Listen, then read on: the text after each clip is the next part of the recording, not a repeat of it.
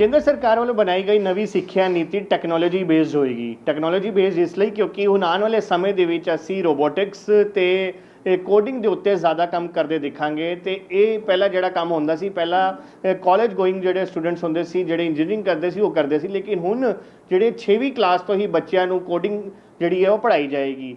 ਇਹ ਕੋਡਿੰਗ ਹੁੰਦੀ ਕੀ ਹੈ ਤੇ ਕਿਸ ਤਰੀਕੇ ਨਾਲ ਕੰਮ ਕਰਦੀ, ਇਸੇ ਬਾਰੇ ਗੱਲ ਕਰਨ ਲਈ ਸਾਡੇ ਨਾਲ ਹੈਗੇ ਅਕਸ਼ੇ ਆਹੂਜਾ, ਜਿਹੜੇ ਕਿ ਰੋਬੋ ਚੈਂਪਸ ਦੇ ਫਾਊਂਡਰ ਹੈਗੇ ਹੈ, ਇੱਕ ਆਪਣੀ ਕੰਪਨੀ ਚਲਾ ਰਹੇ ਤੇ ਬੱਚੇ ਨੂੰ ਟ੍ਰੇਨ ਕਰ ਰਹੇ ਹੈ। ਸਰ, ਸਭ ਤੋਂ ਪਹਿਲਾਂ ਤੁਹਾਡਾ ਸਵਾਗਤ ਹੈ Dainik Savera. Thank you so much sir.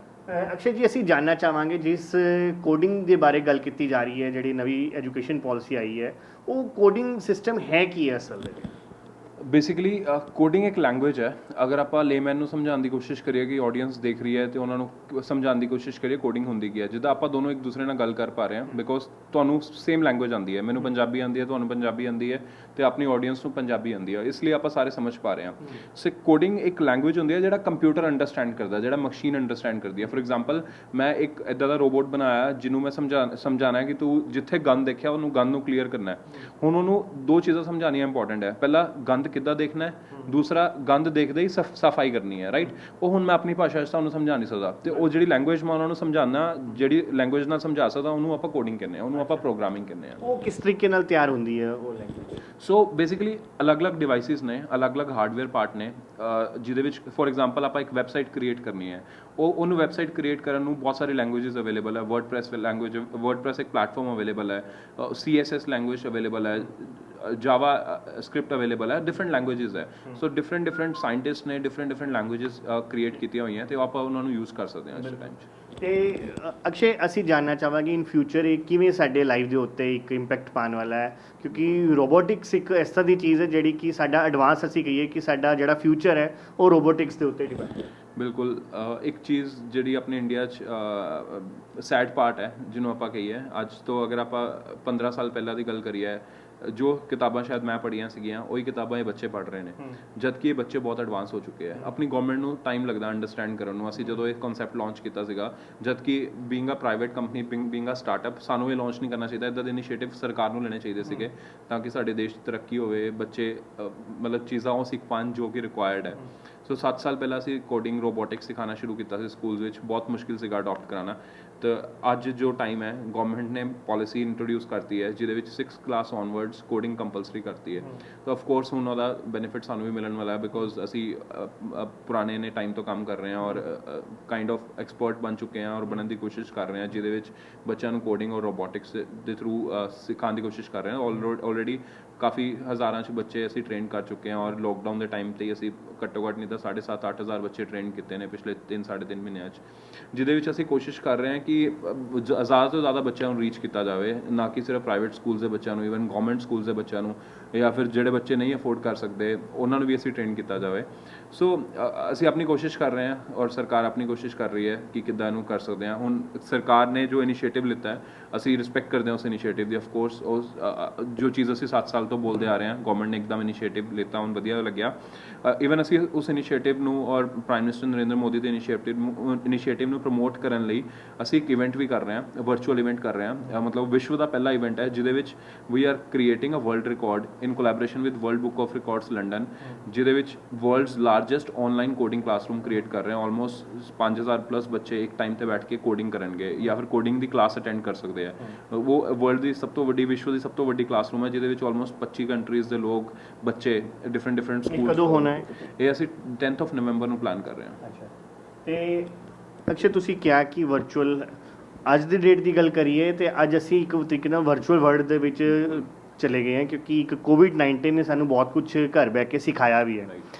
ਤੇ ਇਸਨੇ ਕਿਸ ਤਰੀਕੇ ਨਾਲ ਇਫੈਕਟ ਪਾਉਣਾ ਹੈ ਸਾਡਾ?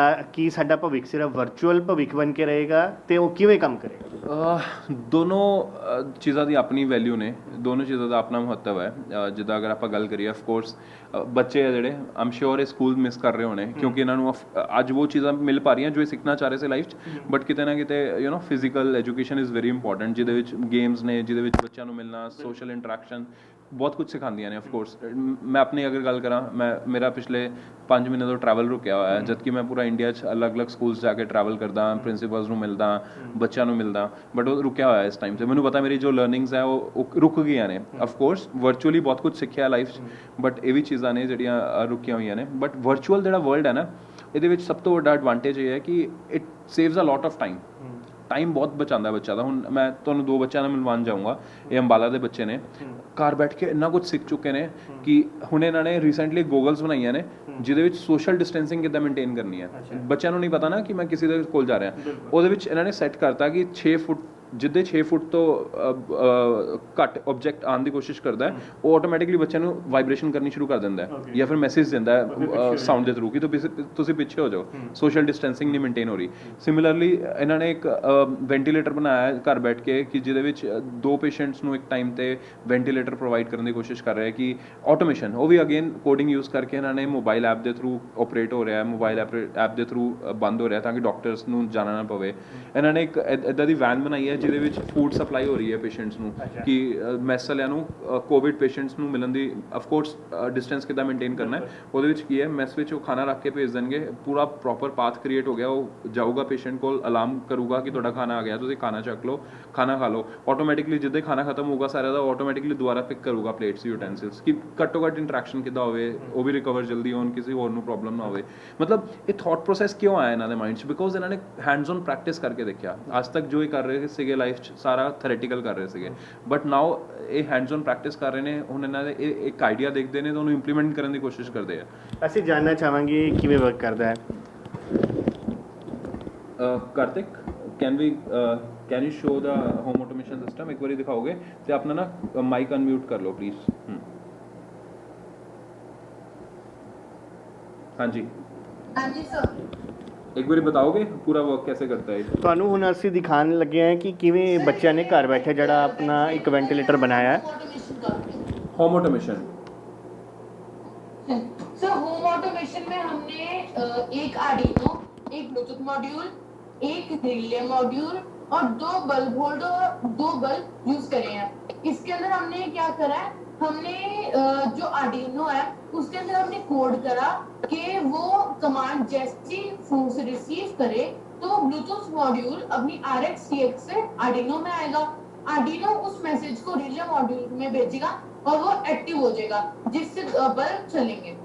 विनायक, एक बार आप एक्सप्लेन करोगे आगे का फंक्शन? मतलब लैंग्वेज देखो बच्चे जो बोल रहे हैं आगे का मतलब कैसे फंक्शन कैसे करता है? ओके सर,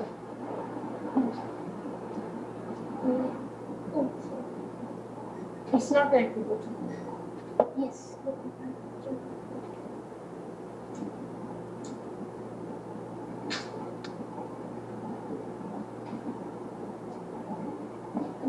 ਸੋ ਬੇਸਿਕਲੀ ਇਹ ਸਾਰਾ ਮੋਬਾਈਲ ਨਾਲ ਕਨੈਕਟਡ ਹੈ ਇਹਨਾਂ ਦਾ। ਜਿੱਦਾਂ ਇਹ ਮੋਬਾਈਲ 'ਚ ਕੀ 1 ਪ੍ਰੈਸ ਕਰਨਗੇ ਬਲਬ 1 ਔਨ ਹੋ ਜਾਊਗਾ, ਕੀ 2 ਪ੍ਰੈਸ ਕਰਨਗੇ ਬਲਬ 1 ਆਫ ਹੋ ਜਾਊਗਾ। ਮਤਲਬ ਹੁਣ ਇਹਨਾਂ ਨੇ ਕੰਪਿਊਟਰ ਨੂੰ ਕਿੱਦਾਂ ਅੰਡਰਸਟੈਂਡ ਕਰਾਇਆ ਕਿ ਕਿਹੜੇ ਕੀ ਦੱਬਣ ਨਾਲ ਕੀ ਕਮਾਂਡ ਦੇਣੀ ਹੈ ਆਪਾਂ। तो जब हम A बटन दबाएंगे तो ये वाला बल्ब ऑन हो जाएगा और जब हम B बटन दबाएंगे तो ये वाला ऑन हो जाएगा। होगा क्या कि इससे ब्लूटूथ में गया सिग्नल और ब्लूटूथ ने रिले स्विच का काम करता है। असल में स्विच को हम ऑन ऑफ करते हैं, ऑफ करते तो सर्किट नहीं कंप्लीट होता जिससे हमारा बल्ब नहीं ग्लो होता। अब हमने अगर स्विच ऑन कर दिया तो अब सर्किट कंप्लीट होगा। वैसे इसके साथ होता है कि जैसे हमने हमने दोबारा 2 बटन दबाया तो फिर ये वाला बल्ब ऑफ हो गया और हमने फिर जब 1 बटन दबाया तो हमारा ये वाला बल्ब भी ऑफ हो गया। ਤੇ ਕਾਰਤਿਕ ਇਹ ਕੰਮ ਕਿਵੇਂ ਕਰਦਾ? ਅਸੀਂ ਜਾਨਣਾ ਚਾਹਾਂਗੇ ਤੁਸੀਂ ਜਿਹੜਾ ਆਪਣਾ ਵੈਂਟੀਲੇਟਰ ਬਣਾਇਆ ਹੈ ਕਿਵੇਂ ਯੂਜ਼ਫੁਲ ਹੋਏਗਾ, ਅਸੀਂ ਆਪਣੇ ਦਰਸ਼ਕਾਂ ਲਈ ਉਹ ਜਾਨਣਾ ਚਾਹਾਂਗੇ ਕਿ ਕਿਵੇਂ ਵਰਕ ਕਰੇਗਾ ਸਾਰਾ। हाँ जी, जो वेंटिलेटर है, ये वेंटिलेटर दुनिया में कहीं से भी कंट्रोल हो सकता है ताकि हम डॉक्टर और पेशेंट दोनों के बीच में सेफ डिस्टेंस मेंटेन करके इसको चला सके। इस वेंटिलेटर में हमने 2 एम्बू बैग्स, एक कार की वाइपर बोतल, एक रिले मॉड्यूल, एक ब्लूटूथ मॉड्यूल, एक आर्डिनो और एक फोन यूज करा है। ये वर्ल्ड में कहीं से भी कंट्रोल होता है। क्यों? क्योंकि इसमें जो हमने यूज करा है उसको नेट चाहिए होता है। एक्चुअली जो हमने बनाया है वो 2 में बनाया है, एक तो ब्लूटूथ मॉड्यूल है जो सिर्फ 30 मीटर तक रह सकता है, और जो वाईफाई वाला है नोड एमसीयू यूज करके वो दुनिया में कहीं से भी कंट्रोल हो सकता है। तो जो ये वाला अभी हमारे पास है ब्लूटूथ वाला है, ये 30 मीटर वाला है। तो ये जो है इसके अंदर ये हमने एम्बूबैक्स करे हैं, जिससे क्या होगा कि जो दो पेशेंट्स हैं वो इकट्ठे ट्रीट हो सकते हैं, कि या तो हम एक करें, नहीं ये दो patient at a time treat कर सकता है। और ये जो वेंटिलेटर है ये मोस्ट इकोनॉमिकल वेंटिलेटर है। अक्षय, कितना खर्चा आया इसके ऊपर? कार्तिक, इसके ऊपर कितना खर्चा आया है?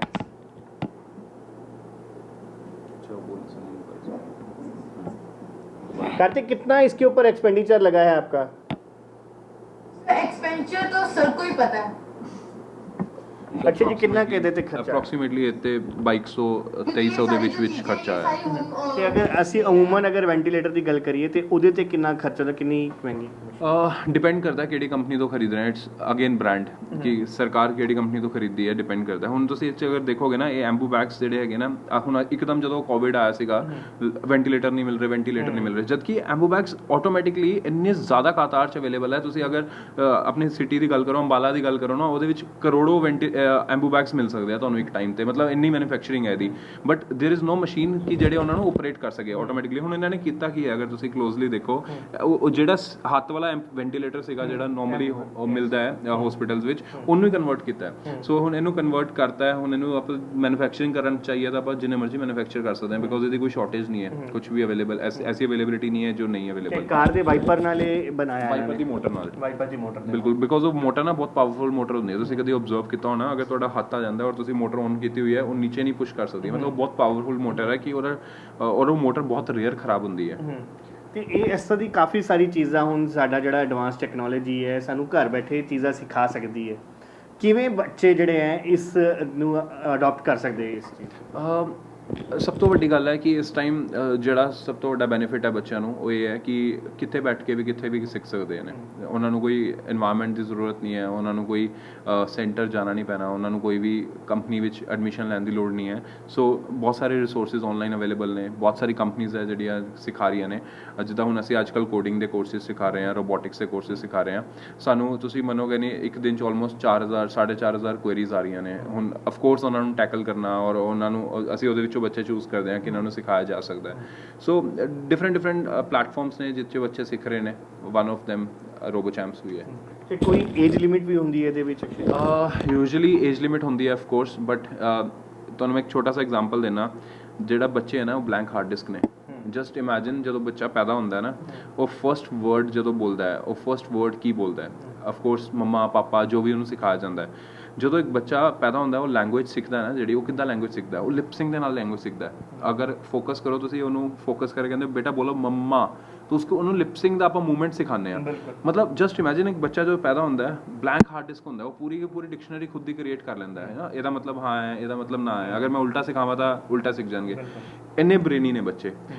ਏਜ ਲਿਮਿਟ ਕੋਈ ਨਹੀਂ ਹੁੰਦੀ, ਆਪਾਂ ਕੋਈ ਵੀ ਏਜ ਲਿਮਿਟ ਸਿਖਾ ਸਕਦੇ ਹਾਂ, ਬਟ ਫਿਰ ਵੀ ਅਗਰ ਆਪਾਂ ਨੂੰ ਪ੍ਰੈਫਰ ਕਰੀਏ 6-7 ਈਅਰ ਔਨਵਰਡਸ, ਤਾਂ ਕਿ ਕੰਫਰਟੇਬਲੀ ਬੱਚੇ ਦੇ ਉੱਪਰ, ਬਿਕੋਜ਼ ਉਹ ਟਾਈਮ ਹੈ ਉਹਨਾਂ ਦਾ ਖੇਲਣ ਦਾ, ਕੁੱਦਣ ਦਾ, ਤੇ ਉਹ ਉਹਨਾਂ ਦੀ ਓਵਲੀ ਗਰੋਥ ਨਾ ਰੁਕ ਜਾਏ। ਤੇ ਅਕਸ਼ੇ ਜੀ, ਅਸੀਂ ਗੱਲ ਕਰਾਂਗੇ ਜਿਵੇਂ ਬੱਚਿਆਂ ਨੇ ਸਿੱਖਿਆ ਹੈ, ਇਹਨਾਂ ਨੇ ਆਪਣੀ ਕਈ ਸਾਰੀ ਚੀਜ਼ਾਂ ਬਣਾਈ ਹੈ, ਕਿ ਕੋਈ ਵੀ ਇਸ ਤਰ੍ਹਾਂ ਆਪਣੀ ਚੀਜ਼ਾਂ ਬਣਾ ਸਕਦਾ ਹੈ, ਉਸ ਨੂੰ ਮਾਰਕੀਟ ਦੇ ਵਿੱਚ ਲਿਆ ਸਕਦਾ? ਬਿਲਕੁਲ, ਕੋਈ ਵੀ ਬੱਚਾ ਬਣਾ ਸਕਦਾ ਹੈ। ਹੁਣ ਇਹਨਾਂ ਨੇ ਪਿਛਲੇ ਆਈ ਗੈਸ ਇਹਨਾਂ ਨੂੰ ਆਲਮੋਸਟ 7-8 ਮਹੀਨੇ ਹੋਏ ਨੇ ਸਾਡੇ ਕੋਲ ਸਿੱਖਦੇ ਹੋਏ। ਅਫਕੋਰਸ ਇਹਨਾਂ ਨੇ ਬਹੁਤ ਟਾਈਮ ਸਪੈਂਡ ਕਰ ਲਿਆ, ਇਹ ਕੋਵਿਡ ਕਰਕੇ ਇਹਨਾਂ ਕੋਲ ਟਾਈਮ ਸੀਗਾ। ਬੱਚੇ ਬਹੁਤ ਐਡਵਾਂਸ ਨੇ ਅੱਜ ਦੇ ਟਾਈਮ 'ਚ, ਆਪਾਂ ਮਤਲਬ ਉਹਨਾਂ ਨਾਲ ਖੁਦ ਨਹੀਂ ਕੰਪੀਟ ਕਰ ਸਕਦੇ। ਜਦੋਂ ਅਸੀਂ ਬੱਚਿਆਂ ਨੂੰ ਪੜ੍ਹਾਉਂਦੇ ਹਾਂ, ਆਲਮੋਸਟ ਇੰਨੇ ਬੱਚੇ ਪਲੈਟਫਾਰਮ 'ਤੇ ਪੜ੍ਹ ਰਹੇ ਨੇ, ਇੰਨੇ ਵਧੀਆ ਕੁਐਸਚਨਸ ਲੈ ਕੇ ਆਉਂਦੇ ਆ ਨਾ, ਕਿ ਅਸੀਂ ਵੀ ਹੈਰਾਨ ਹੋ ਜਾਂਦੇ ਹਾਂ ਕਿ ਬੱਚੇ ਕੁਐਸਚਨਸ ਲੈ ਕੇ ਕਿੱਧਰੋਂ ਆ ਰਹੇ ਨੇ, ਬਿਕੋਜ਼ ਉਹਨਾਂ ਦਾ ਥੋਟ ਪ੍ਰੋਸੈਸ ਨਾ ਕੋਈ ਲਿਮਿਟ ਨਹੀਂ ਹੈ, ਕੋਈ ਰੋਕ ਨਹੀਂ ਰਿਹਾ ਉਹਨਾਂ ਨੂੰ। ਤੇ ਕੰਪਨੀਆਂ ਕਿਵੇਂ ਇਹਨਾਂ ਨਾਲ ਟਾਈ ਅਪ ਕਰਦੀਆਂ? ਸੋ ਅਸੀਂ ਇਹਨਾਂ ਨਾਲ ਅਫਕੋਰਸ ਸਾਡੇ ਪਲੈਟਫਾਰਮਸ ਨੇ, ਡਿਫਰੈਂਟ ਮਾਰਕੀਟਿੰਗ ਪਲੈਟਫਾਰਮਸ ਨੇ, ਜਿੱਥੇ ਅਸੀਂ ਇਹਨਾਂ ਨੂੰ ਆਪਣਾ ਪ੍ਰੋਜੈਕਟ ਦਿਖਾਉਂਦੇ ਹਾਂ, ਪੈਰੈਂਟਸ ਇਨਕੁਆਇਰ ਕਰਦੇ ਆ, ਉਹਦੇ ਕੋਲੈਬੋਰੇਸ਼ਨ ਹੁੰਦੀਆਂ ਨੇ। ਤੇ ਅਸੀਂ ਅਖੀਰ ਦੇ ਵਿੱਚ ਇਹ ਪੁੱਛਾਂਗੇ ਕਿ ਕਿਵੇਂ ਬੱਚੇ ਜਿਹੜੇ ਹੈਗੇ ਹੈ ਉਹ ਇਸ ਐਡਵਾਂਸ ਟੈਕਨੋਲੋਜੀ ਨੂੰ ਅਡਾਪਟ ਕਰ ਸਕਦੇ, ਕਿਉਂਕਿ ਅੱਗੇ ਜਿਹੜਾ ਦੱਸਿਆ ਗਿਆ ਕਿ ਨਵੀਂ ਜਿਹੜੀ ਐਜੂਕੇਸ਼ਨ ਪਾਲਿਸੀ ਆਈ ਹੈ ਉਹਦੇ ਵਿੱਚ ਇਸੀ ਦੇ ਉੱਤੇ ਜ਼ਿਆਦਾ ਫੋਕਸ ਰੱਖਿਆ ਗਿਆ ਕਿ ਬੱਚੇ ਨੂੰ ਸਕਿੱਲ ਡਿਵੈਲਪਮੈਂਟ ਉਹਨੂੰ ਆਉਣੀ ਚਾਹੀਦੀ ਹੈ। ਤੇ ਇਹ ਵੀ ਉਸੇ ਚੀਜ਼ ਦਾ ਪਾਰਟ ਹੈਗਾ ਤੇ ਕਿਵੇਂ ਬੱਚੇ ਇਸ ਚੀਜ਼ ਨੂੰ ਈਜ਼ੀਲੀ ਅਡਾਪਟ ਕਰਦੇ? ਦੇਖੋ ਮੈਂ ਛੋਟਾ ਜਿਹਾ ਇੱਕ ਐਗਜ਼ਾਮਪਲ ਹੋਰ ਦਿੰਦਾ ਤੁਹਾਨੂੰ ਜਿੱਥੇ ਲੋਕਾਂ ਨੂੰ ਅੰਡਰਸਟੈਂਡ ਹੋਊਗਾ ਕਿ ਐਗਜ਼ੈਕਟਲੀ ਇੰਪੋਰਟੈਂਟ ਕਿਉਂ ਹੈ ਔਰ ਕਿੱਦਾਂ ਕਿਉਂ ਸਿੱਖਣਾ ਚਾਹੀਦਾ ਔਰ ਕਿੱਦਾਂ ਸਿੱਖ ਸਕਦੇ ਨੇ। ਮੰਨ ਲਓ ਤੁਹਾਡੇ ਕੋਲ ਇੱਕ ਮਰੂਤੀ ਕਾਰ ਹੈ, I'm not talking about Audi Mercedes, ਇੱਕ ਮਰੂਤੀ ਕਾਰ ਹੈ ਆਪਣੀ, ਖਰਾਬ ਹੋ ਜਾਂਦੀ ਹੈ ਕਾਰ, ਆਪ ਮਰੂਤੀ 800 ਰਾਈਟ। ਹੁਣ ਆਪਣੇ ਕੋਲ ਦੋ ਲੋਕ ਖੜੇ ਨੇ ਸਾਹਮਣੇ, ਦੋ ਬੰਦੇ ਖੜੇ ਨੇ, ਇੱਕ ਕੋਟ ਪੈਂਟ ਪਾ ਕੇ ਖੜਾ ਤੇ ਉਹ ਬੋਲਦਾ ਮੈਂ ਇੰਜੀਨੀਅਰ ਹਾਂ, ਮੈਂ ਫਲਾਣੇ ਕਾਲਜ ਤੋਂ ਇੰਜੀਨੀਅਰਿੰਗ ਕੀਤੀ ਹੈ ਤੇ ਮੈਨੂੰ ਗੱਡੀ ਰਿਪੇਅਰ ਕਰਨੀ ਆਉਂਦੀ ਹੈ। ਇੱਕ ਖੜਾ ਹੈ ਜਿਹਨੇ ਉਹਦੇ ਕੱਪੜੇ ਕਾਲੇ ਹੋਏ ਪਏ ਨੇ, ਉਹ ਮਕੈਨਿਕ ਹੈ ਨਾ, ਉਹ ਬੋਲਦਾ ਹੈ ਕਿ ਮੈਂ ਤੁਹਾਡੀ ਗੱਡੀ ਰਿਪੇਅਰ ਕਰ ਸਕਦਾ। ਦੋਨੋਂ ਸਾਡੇ ਕੋਲੋਂ 500 ਰੁਪਏ ਮੰਗਦੇ ਆ ਗੱਡੀ ਰਿਪੇਅਰ ਕਰਨ ਦਾ, ਆਪਾਂ ਕਿਹਨੂੰ ਚੂਜ਼ ਕਰਾਂਗੇ?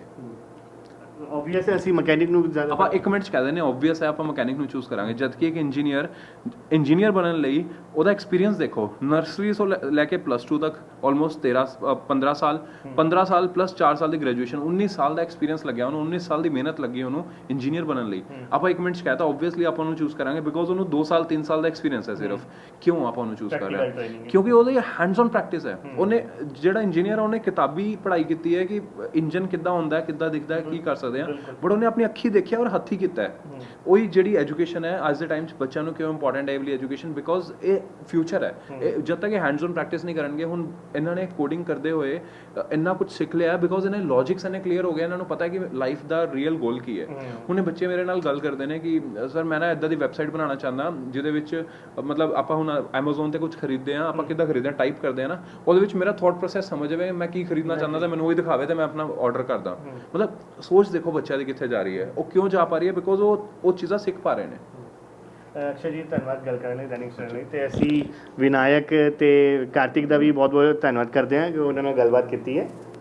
ਤੇ ਤੁਸੀਂ ਵੇਖਿਆ ਕਿ ਕਿਵੇਂ ਇਹ ਬੱਚੇ ਹੁਣ ਘਰ ਬੈਠ ਕੇ ਜਿਹੜੀ ਆਉਣ ਵਾਲੀ ਸਾਡੀ ਟੈਕਨੋਲੋਜੀ ਉਸ ਨੂੰ ਕਿਵੇਂ ਅਡਾਪਟ ਕਰ ਸਕਦੇ। ਤੇ ਸਾਡੇ ਹੱਥ ਦੇ ਵਿੱਚ ਜਿਹੜਾ ਇੱਕ ਮੋਬਾਈਲ ਹੈਗਾ, ਇਹ ਮੋਬਾਈਲ ਸਾਡੀ ਪੂਰੀ ਦੁਨੀਆ ਚਲਾ ਸਕਦਾ ਹੈ ਕਿ ਕਿਵੇਂ ਆਉਣ ਵਾਲੇ ਸਮੇਂ ਦੇ ਵਿੱਚ ਇਸ ਰੋਬੋਟਿਕਸ ਤੇ ਉੱਤੇ ਕੰਮ ਹੋ ਰਿਹਾ ਹੈ। ਤੇ ਨਵੀਂ ਸਿੱਖਿਆ ਨੀਤੀ ਵੀ ਇਹੀ ਕਹਿੰਦੀ ਹੈ ਕਿ ਪ੍ਰੈਕਟੀਕਲ ਦੇ ਬੁਕਿਸ਼ ਨੌਲੇਜ ਦੇ ਨਾਲ ਜਿਹੜੀ ਪ੍ਰੈਕਟੀਕਲ ਨੌਲੇਜ ਹੈ ਉਹ ਵੀ ਸਾਰਿਆਂ ਲਈ ਕਿੰਨੀ ਜ਼ਰੂਰੀ ਹੈ। ਤੇ ਰੋਬੋਟਿਕਸ ਇਸ ਦੇ ਉੱਤੇ ਇੱਕ ਅੱਛਾ ਕਦਮ ਹੈਗਾ ਤੇ ਸਾਰਿਆਂ ਨੂੰ ਚਾਹੀਦਾ ਹੈ ਕਿ ਇਸ ਦੇ ਉੱਤੇ ਗੌਰ ਕਰਨ, ਕਿਉਂਕਿ ਜਿਸ ਤਰੀਕੇ ਨਾਲ ਇਹਨਾਂ ਨੂੰ ਦੱਸਿਆ ਕਿ 7 ਸਾਲ ਤੋਂ ਲੱਗੇ ਹੋਏ ਹੈ ਕਿ ਬੱਚਿਆਂ ਨੂੰ ਪੜ੍ਹਾਉਣ ਦੀ, ਤੇ ਹੁਣ ਆਉਣ ਵਾਲਾ ਸਮਾਂ ਜਿਹੜਾ ਉਹ ਰੋਬੋਟਿਕਸ ਦੇ ਉੱਤੇ ਹੀ ਜ਼ਿਆਦਾ ਫੋਕਸ ਕਰਨ ਵਾਲਾ। ਚੰਡੀਗੜ੍ਹ ਤੋਂ ਕੈਮਰਾਮੈਨ ਪ੍ਰਵੀਨ ਪਾਂਡੇ ਦੇ ਨਾਲ Ankush Mahajan, Dainik Savera TV। All world open challenge 17 time gold medallist मियां रफीक मोहम्मद, पंडित मौलवी बेगम तांत्रिक, इन्हां चोरा ठग्गां तो सावधान। स्पेशलिस्ट वशीकरण, सट्टा नंबर, लव मैरिज, पति पत्नी च अनबन, विदेश च पक्का होना, कारोबार दा ना चलना, सिर्फ 31 घंटियां विच समाधान। फ्री फ्री फ्री मियां रफीक मोहम्मद। मोबाइल 84 374 94 647 84 374 94 648। देश दुनिया की हर वड्डी खबर दे लई हुणे डाउनलोड करो number 1 news app Dainik Savera times.